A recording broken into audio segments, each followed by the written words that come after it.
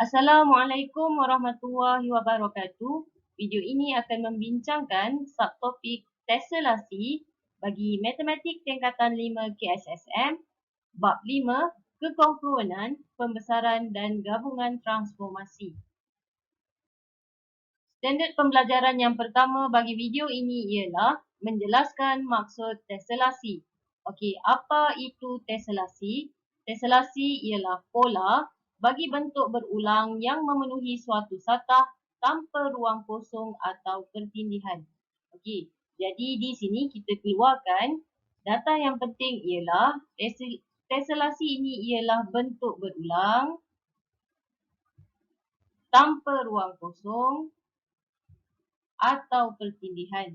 Okey, jadi pelajar boleh perhatikan dekat tepi ni ada satu contoh sarang lebah. Okey, jadi sarang lebah ni adalah contoh teselasi dalam kehidupan seharian kita. Jika pelajar perhatikan, terdapat bentuk heksagon yang berulang pada struktur sarang lebah. Okey, jadi struktur ini dapat menyediakan ruang yang maksimum untuk menyimpan madu bagi lebah. Okey, jadi sarang lebah mematuhi konsep teselasi di mana setiap bentuknya adalah berulang, heksagon ni berulang, dia tiada ruang kosong dan tiada pertindihan. Okey, jadi kita akan pergi ke contoh yang seterusnya. Baiklah, ada 3 contoh teselasi di sini. Okey, jadi yang pertama, teselasi yang terdiri daripada segitiga sama sisi.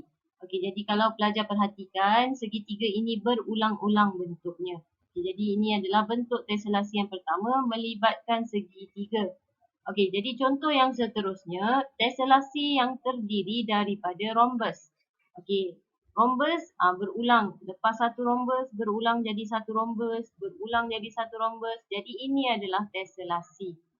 Okey, jadi teselasi yang ketiga, contohnya adalah teselasi yang terdiri daripada gabungan segi empat sama dan oktagon sekata.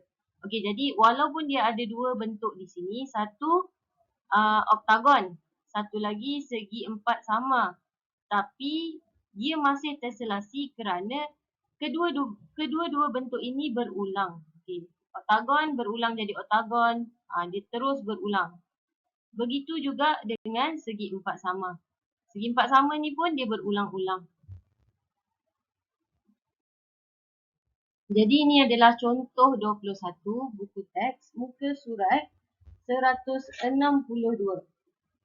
Okey, jadi soalan, tentukan sama ada setiap bentuk yang berikut merupakan suatu teselasi. Okey, jadi sebelum kita jawab soalan, kita buat ulang kaji ringkas apakah itu teselasi. Okey, tadi kita dah belajar teselasi ialah bentuk berulang tanpa ruang kosong atau pertindihan. Okey, jadi kita rujuk gambar yang pertama. Okey, cikgu dapati gambar ini berulang. Awak perhatikan yang saya buat kotak ni. Jadi bentuk dia berulang dan terus berulang.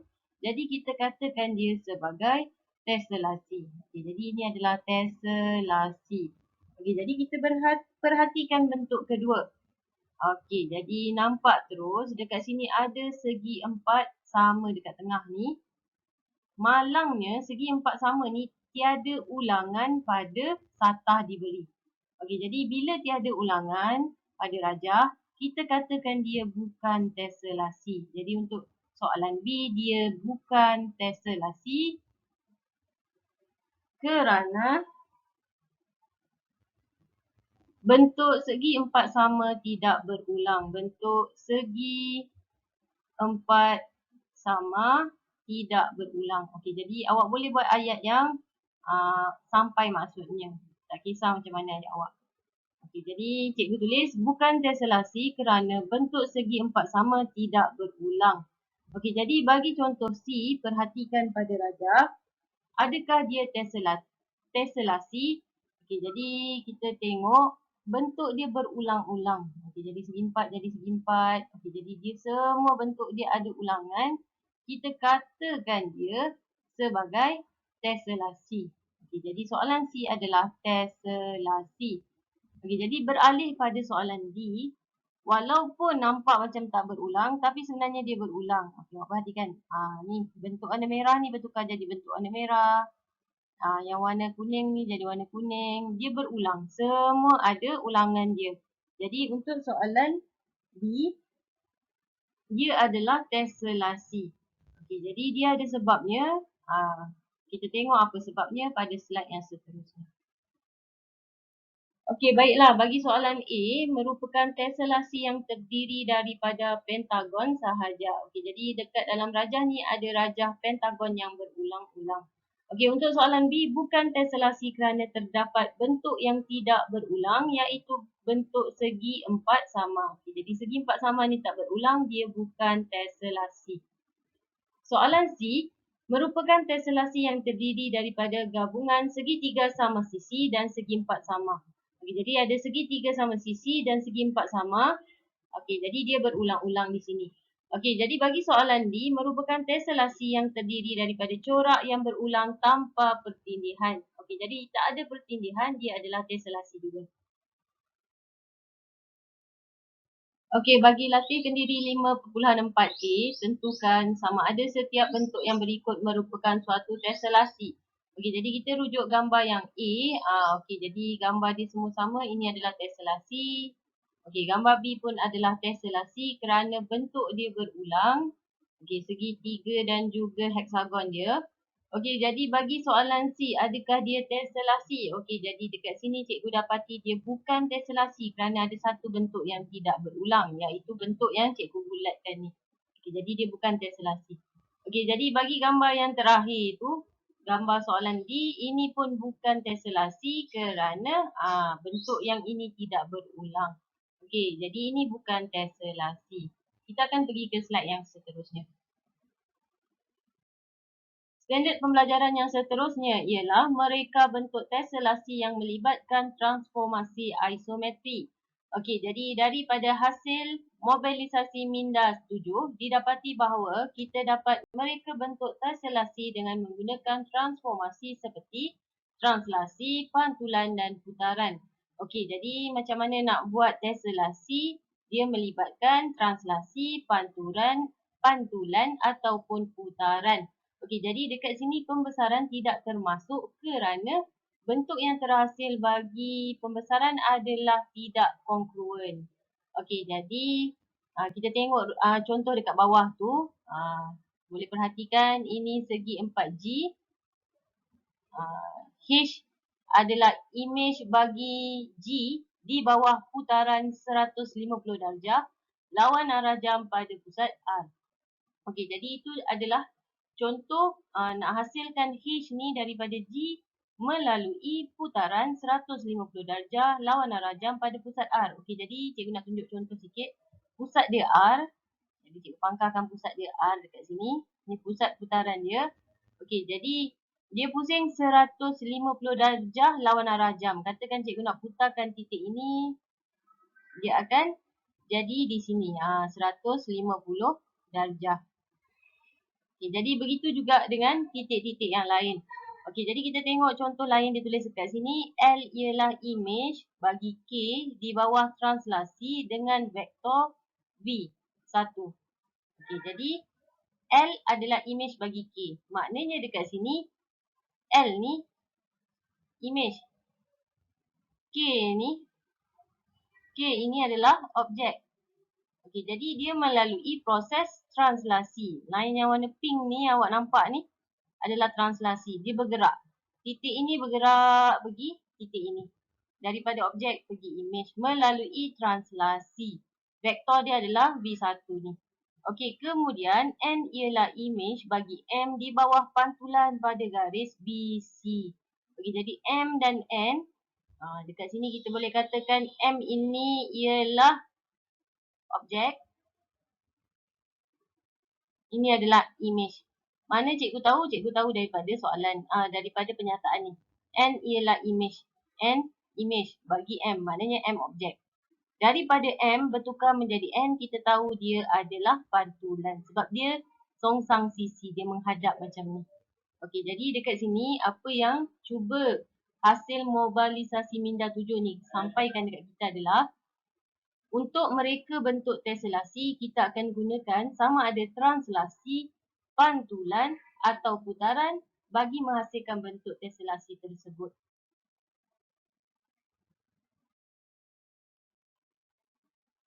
Okey, contoh 22, buku teks muka surat 164. Raja di bawah menunjukkan suatu bentuk teselasi yang terdiri daripada segitiga sama sisi yang dihasilkan dengan transformasi isometri. Nyatakan transformasi yang terlibat untuk menghasilkan soalan A, bentuk Q daripada bentuk P. Okey, jadi bila dia kata transformasi yang terlibat, yang mungkin adalah sama ada dia putaran, pantulan ataupun translasi. Okey, jadi kita kena fikir dia yang mana. Okey, jadi soalan pertama, bentuk Q daripada bentuk P. Bila soalan kata daripada bentuk P, maksudnya P ini adalah kita punya objek. Dan Q adalah kita punya image. Okey, jadi dekat sini P berubah menjadi Q. P adalah objek dan Q adalah image kita. Okey, jadi sekarang bila awak dah kenal pasti objek dan juga image ni, kita akan rujuk pada rajah. Okey, jadi P ini objek, Q ini image.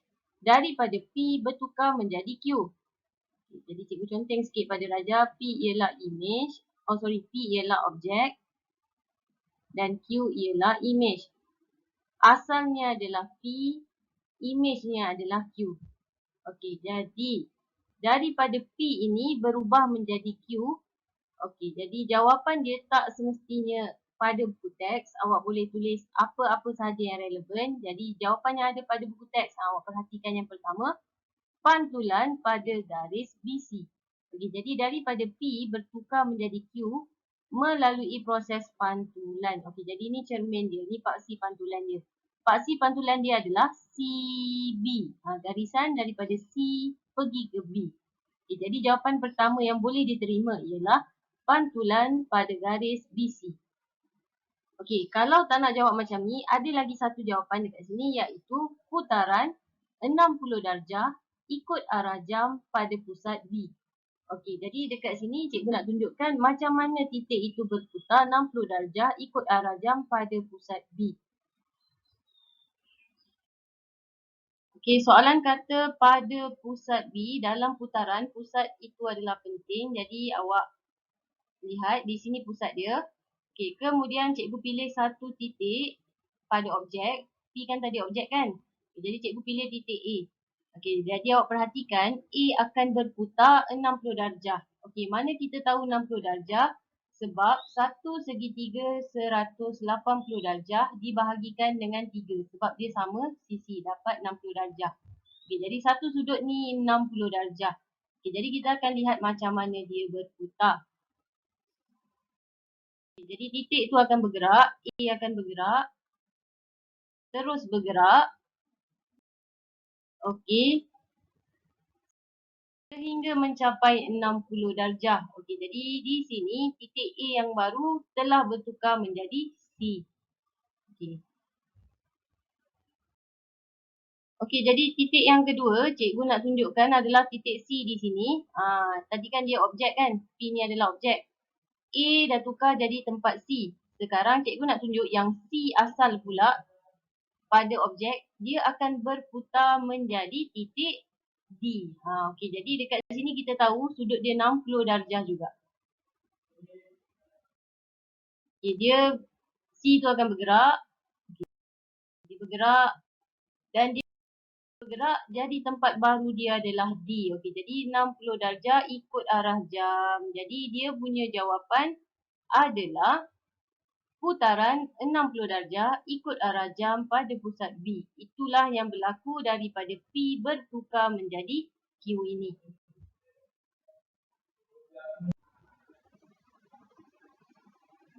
Okey, jadi soalan A kita dah settle. Ini jawapan untuk soalan A. Kita akan selesaikan soalan B, bentuk R daripada bentuk Q. Okey, jadi macam cikgu cakap tadi, bila perkataan daripada bentuk Q, maknanya Q ini ialah Q ialah objek. Okey, jadi sekarang Q objek dan R ialah image. Jadi rujuk pada rajah, di manakah Q? Okey, jadi di sini Q. Di sini Q. Q sekarang ialah objek. Dan R ialah image. Okey, jadi ini adalah image dia. Okey, jadi macam tadi kita boleh dapati dia adalah pantulan pada garis BD di sini. Daripada Q tukar jadi R, pantulan pada garis BD. Ini jawapan yang pertama. Macam tadi, cuma garis ni dah berubah nama daripada B pergi D. Pantulan pada garis BD. Okey, seterusnya putaran 60 darjah lawan arah jam pada pusat D. Okey, kenapa dia kata lawan arah jam? Sebab sekarang pusat dia D. Katakan cikgu tandakan pusatnya di sini. Okey, jadi daripada C ni, dia nak putar dia akan lawan arah jam. Awak perhatikan ini garis C. Dia nak pergi B, 60 darjah lawan arah jam. Okey, jawapan kedua dia ialah putaran 60 darjah lawan arah jam pada pusat D. Okey, jadi soalan B kita dah selesai. Kita akan beralih pada soalan yang terakhir. Okey, macam biasa cikgu cakap, bentuk S daripada bentuk P. Okey, jadi P ialah objek kita. P objek. Dan S adalah image kita. Okey, jadi rujuk pada rajah, kita akan tengok P dan S. Okey, jadi P objek dan S ialah image. Okey, jadi perhatikan dua rajah ni. Dia boleh juga buat pantulan kan? Okey, sebab dia menghadap. Okey, jadi paksi pantulannya di sini AB. Okey, jadi jawapan kita adalah pantulan pada garis AB atau putaran 60 darjah ikut arah jam pada pusat A. Okey, jadi kedua-duanya lebih kurang macam tadi, cuma yang ubah paksi pantulan dan pusat putaran dia. Okey, jadi cikgu harap awak faham. Kita tengok yang seterusnya. Okey, jadi inilah jawapan-jawapan bagi hasil perbincangan kita tadi. Okey, jawapan tidak semestinya sama dengan jawapan yang tertulis di sini. Selagi image dan objek awak yang dapat tu sepadan, betul, jawapan awak boleh diterima. Okey, jadi sampai di sini saja video untuk kali ini.